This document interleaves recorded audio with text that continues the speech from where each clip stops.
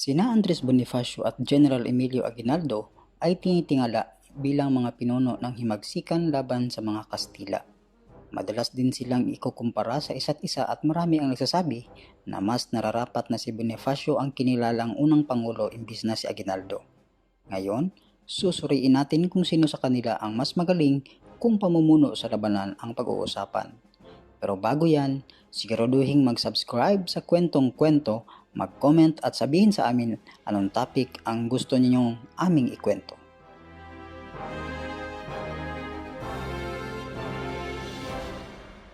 Matapos ang tinaguriang sigaw sa Pugadlawin noong August 26, 1896 na hudyat ng rebolusyon laban sa Espanya, iniutos ni Andres Bonifacio ang isang malawakang pag-aklas upang patalsikin ang mga Kastila sa buong bansa. Ito'y nangyari 4 na taon mula nang itatag ni Bonifacio ang kataas-taasang kagalang-galangang katipunan ng mga anak ng bayan o katipunan nang bumagsak ang kilusang propaganda ni Dr. Jose Rizal at ipatapon ng mga Espanyol ang huli sa dapitan sa Mindanao. Ang katipunan ni Bonifacio ang pumalit sa matahimik na reforma na hangad ni Rizal at layo nito na wakasan ang 300 taon na pananakop ng Espanya. Sa Kamaynilaan at buong Luzon, kinilala bilang pinuno o supremo si Bonifacio. Noong August 28, 1896, sumiklab ang unang labanan ng pangunahan ni Bonifacio ang mga sandaang katipunero na halos mga itak lamang ang sandata sa pag-ambush sa 30 gwardiya sibil sa isang tulay sa Pasong Tamo. Namatay sa labanan ang isang kabesa de barangay o kapitan ng barangay na si Simplicio Acabo nang mabaril habang akmang tatagain ang kinamumuhiang gwardiya sibil.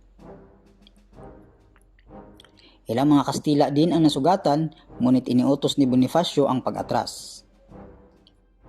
Noong August 30, 1896, pinangunahan ni Bonifacio ang dibababa sa 800 katipunero sa paglusob sa San Juan del Monte sa ngayoy San Juan City upang agawin ang embaka ng mga bala at pulbura at sirain ang isang water station na nagsusupply ng tubig sa Maynila. Ngunit kahit 100 lang ang mga Kastila, napigilan nilang masakop ng mga katipunero ang embakan at naabutan ng reinforcement si Bonifacio at ang mga tauhan nito. Napilitang umatras ang mga Pilipino at iniwan ang 153 patay na mga katipunero at 200 naman sa kanila ang nabihag. 2 Kastila din ang nasawi sa ilang oras na labanan. Huling malaking giyera na pinangunahan ni Bonifacio laban sa mga Kastila ay naganap noong November 10, 1896 nang muntik siyang mamatay dahil sa tama ng bala sa lieg sa labanan sa San Mateo, Rizal.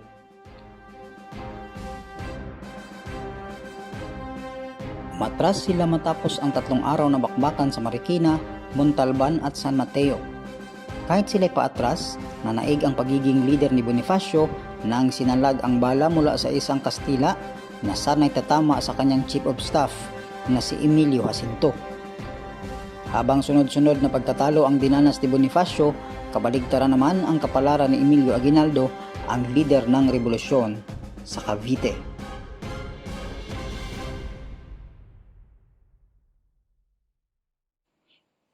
Si Aguinaldo ay galing sa kilala at mayamang angkan sa Cavite el Viejo na ngayoy Kawit. Naging gobernador silyo siya o mayor sa edad na 25. Noong 1895, si Aguinaldo ay sumapi sa katipunan nang ma-recruit siya ng kanyang pinsan na si Santiago Alvarez. O narito, nagpabinyag din siya bilang Freemason. Nang sumiklab ang mga unang labanan sa Maynila sa sumunod na taon, sabay na nag-aklas ang mga taga Cavite sa ilalim ni Aguinaldo. Kung si Bonifacio ay napilitang makipaglaban gamit ang guerrilla tactics, si Aguinaldo naman ay namuno sa planado at malakihang mga labanan. O narito ay ang pagkubkob sa munisipyo at kumbento ng Kawit noong August 31, 1896, kung saan itinaboy ni Aguinaldo at ang kanyang 400 mag-iitak na katipunero ang isang detachment ng Gwardiya Sibil nang walang ni isamang putok.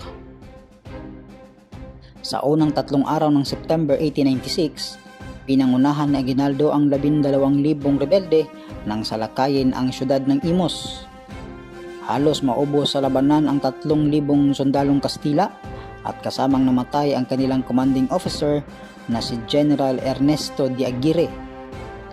Sa labanang ito nakuha ni General Aguinaldo ang kanyang iconic military saber o espada na pagmamay-ari ng napaslang na si de Aguirre. Ang labanan sa Imus ang unang pinakamalaking panalo ng mga Pilipino laban sa mga Kastila. Sa kanyang analisis, nakita ng historian at novelist na si Nick Joaquin ang kahalagahan ng panalo ni Aguinaldo sa Imus sa kabuuang pakikibaka laban sa Espanya. Aniya, pinaliyab muli ng panalo sa Imus ang naghihingalong revolusyon sa Bulacan na muntik ng mapundi dahil sa pagkatalo ni Bonifacio sa labanan sa San Juan del Monte. Ang pinakamalaking tagumpay ng pangkat ng Magdalo ni Aguinaldo ay nakamit sa 2 araw na bakbakan sa Binakayan, Dalahican mula November 9, 1896 kung saan hinarap ng humigit kumulang 100,000 mga revolusyonaryo ang mga barko at kanyon at 20,000 sundalong Kastila mula sa Maynila na pinangungunahan mismo ni Governor General Ramon Blanco. 100,000 Pilipino ang nasawi, ngunit 10,000 mga Kastila naman ang namatay, sugatan o kaya'y nabihag. Noong December 31, 1896, isang araw matapos bitayin sa Luneta Park si Dr. Jose Rizal, sinalakay ni Aguinaldo ang mga kampo ng Kastila sa boundary ng Manila at Cavite.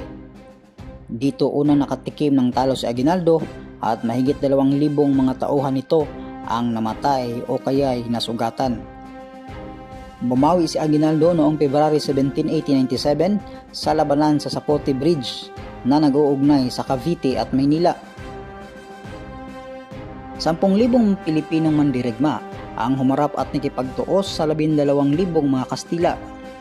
Di bababa sa 400 ang patay sa bawat panig at umatras ang mga Kastila. Sa kasamaang palad, nasawi sa labanan ang engineer at general na si Edalberto Evangelista. Sunundan ito ng isang buwang labanan sa Perez das Marinas kung saan 10,000 revolusyonaryo kasama ang kapatid ni Aguinaldo na si Crispulo ang nasawi. 3,000 Kastila din ang namatay, ngunit mas mapait ang sinapit ng mga sibilyan dahil 20,000 residente ng Das Marinas ang nawala ng buhay.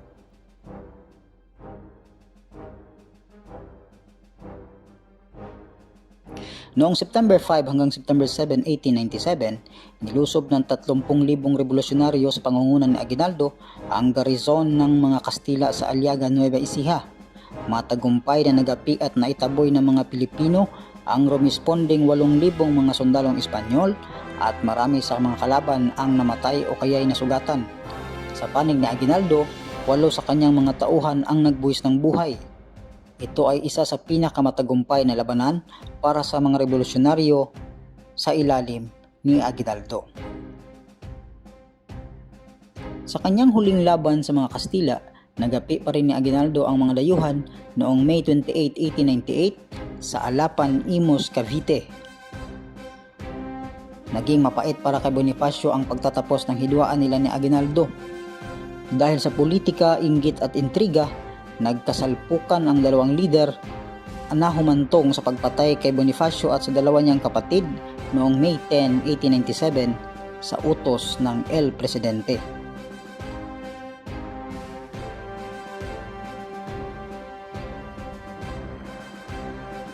Sa kanilang papel sa kasaysayan, naging magkadugtong din ang pagkilala sa dalawa.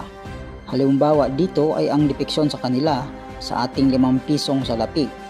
Mula 1967 hanggang 1985, si Bonifacio ang tao sa papel na 5 pesos. Pinalitan siya ni Aguinaldo sa bagong disenyo ng perang papel hanggang 1996 at sa barya hanggang 2017.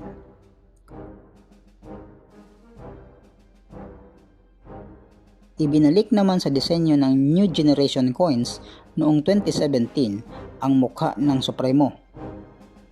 Para sa inyo, sino sa dalawa ang dapat hirangin na pinakamahusay na pinuno ng revolusyon laban sa mga Kastila? Ipaalam sa amin yan sa pag-comment sa baba at huwag kalimutang mag-subscribe para sa iba pang kwentong-kwento.